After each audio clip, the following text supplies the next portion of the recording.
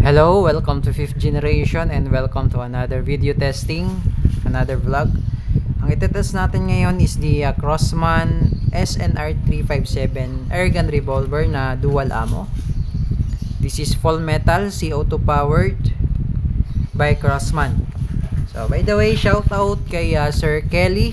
Okay, so this is the SNR 357 airgun revolver. Again, this is dual ammo. Ayan yung ayan yung kanyang specs. Ayan.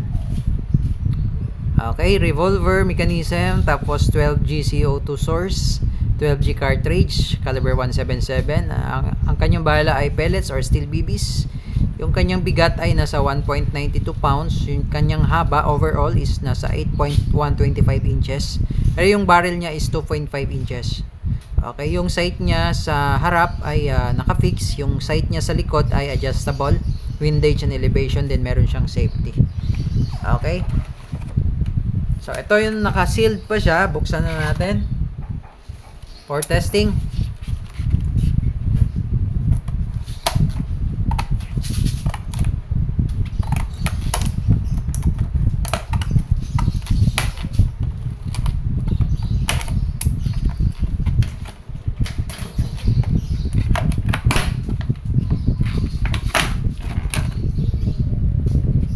Okay. So, bali dahil dual ammo siya, meron siyang dalawang set ng shell. Ito po yung shell na pang pellets. At ito naman po yung shell na pang steel BBs.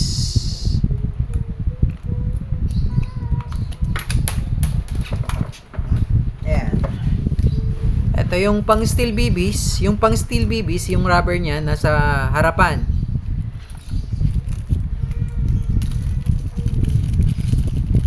Ito naman pong pang pellets, yung rubber niya nasa ilalim. Nasa rear part. Ayan. Ito po yung steel BBs. This is 4.5 mm in diameter. Ito yung shell. Dito siya nilalagay po. Ayan po. Diyan po siya nilalagay. 6 shots rotary.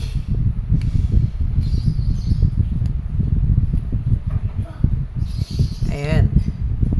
And this is the pellets. So I'm using the 8.20 grains or 0.53 grams.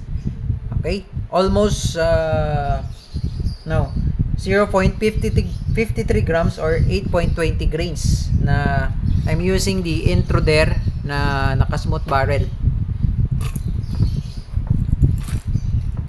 Smooth barrel, naka-smooth bore. Okay, so this is the pellets pointed. Ito naman yung shell. So dito siya nilalagay sa may rear.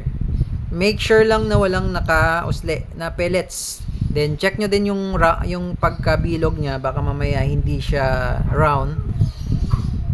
Pagka yung oblong yung butas, reject po yun. Huwag nyo na po siyang gagamitin. Check nyo lang din. Ayan.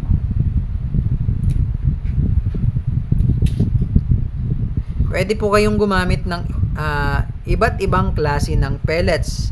Pwedeng alloy pellets. I'm using the lead pellets. Okay, mas mabigat kasi ang lead pellets compared to alloy pellets.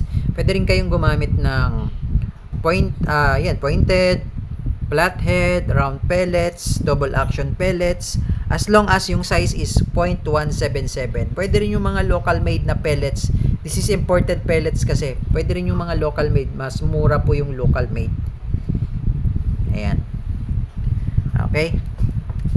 Then may kasama na siyang CO2 and yung pellets may kasama na rin po. And also the silicone oil may kasama na rin po siya. And then lagay tayo ng ito po. Yan, SNR 357, again 2.5 inches barrel. Then adjustable yung kanyang sight. This is windage and this is the elevation. Pwede nyo i-adjust yan. And this is single and double action. Single action and double action sa trigger. And then, ito naman yung safety. Yan, yung safe. Push mo lang backward, safe po yan. Push forward, open yan. Push forward, hold, then tulak mo lang yung chamber. Yan. Pag maglo-load, load natin yung BBs. Load natin yung BBs. Still BBs po ito yung gamit natin. And mamaya, test naman natin yung pellets. Yan. Okay. Pwede rin namang i-load muna yung shell bago ka maglagay ng CO2. Pero for safety, tanggalin mo muna yung shell. Tsaka tayo maglalagay po ng CO2. But before tayo maglagay ng CO2, kailangan may oil. Patakan mo siya ng oil. And then CO2. Etong CO2 na to ay bago po siya maubos, siguro mga 60 shots more or less mako-consume yung isang CO2. And halimbawa, nilagay nyo yung CO2 and then hindi nyo naubos, meron pang laman, and then in-stock nyo, wag po kayong magugulat pag check nyo in a few days, after 2 days, 3 days, mga ganon, wala nang lamang CO2 kasi nag-evaporate po ang CO2 pag in-stock nyo. So, mas maganda maubos nyo na kaagad. Okay?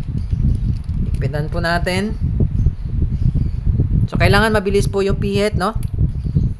Ayan. Kasi pag medyo mabagal at nabutas na po yan, wala na. Sisingaw na yung CO2. Kailangan mabilis lang. Okay. Then, balik natin yung cover.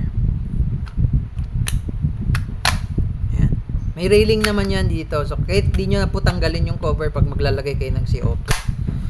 And then, this is full metal. Metal po yan lahat. Except yung ito. Cover, plastic yan.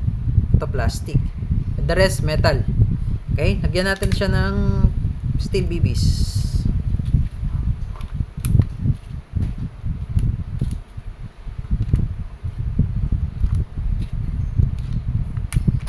Okay.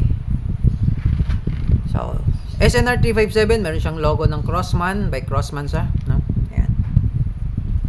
Dual ammo. So, testing. Okay, testing. Single action muna. Okay? Pag single action, baba nyo lang po yung hammer. Pag double action, hindi nyo na kailangan ibaba yung hammer. Direkta kalabit na sa trigger. Okay?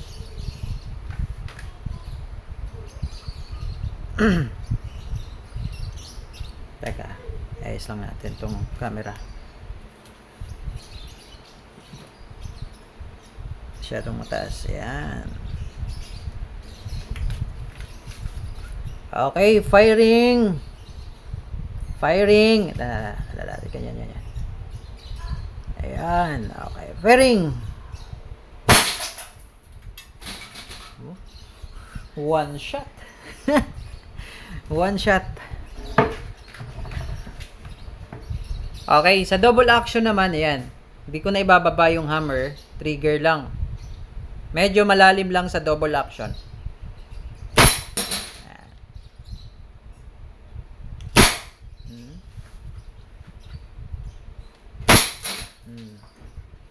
Kailan na? 4, 3.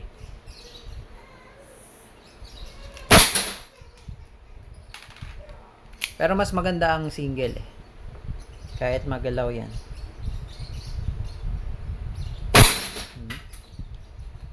So, try naman natin yung pellets.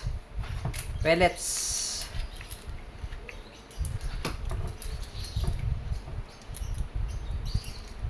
Okay, load lang natin yung pellets. Yung shell na pang pellets.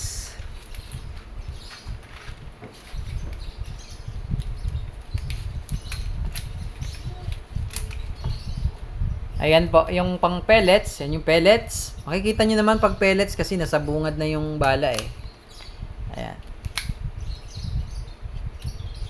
Firing. Talsikan yung bubog. Firing. Masak.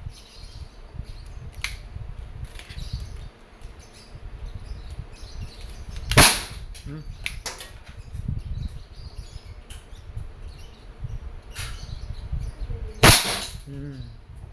Okay, so again, this is the Crossman SNR 357 dual ammo.